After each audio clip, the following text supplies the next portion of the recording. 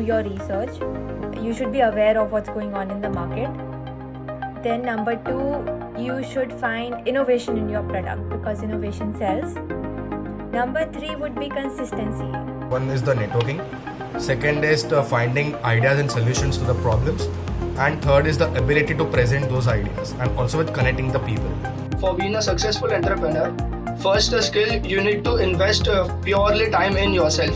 Like you need to be bonded with many skills and communication skills, researches and everything. So first of all you need to be like one-man army.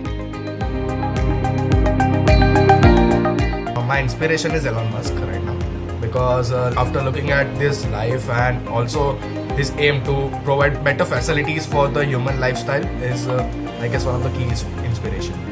My inspiration is a Gujarati motivational speaker and a very successful businessman, that is Sanjay Raval.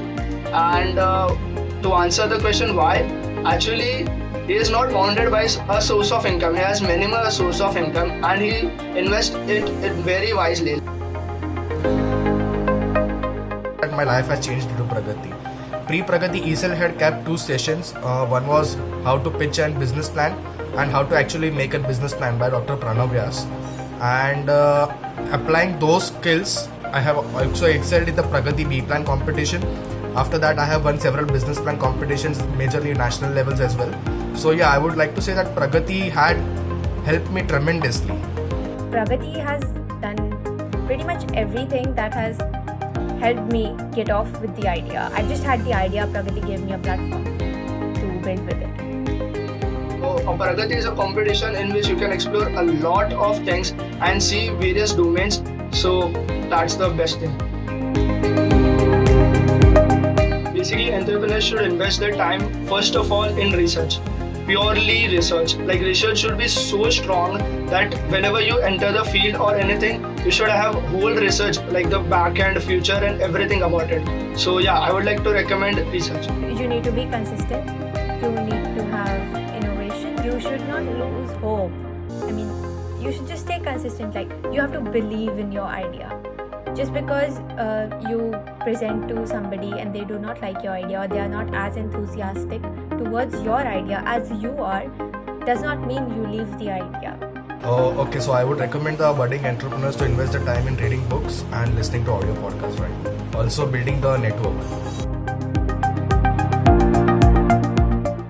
Best experience about Pragati is working dedicatedly after the college hours.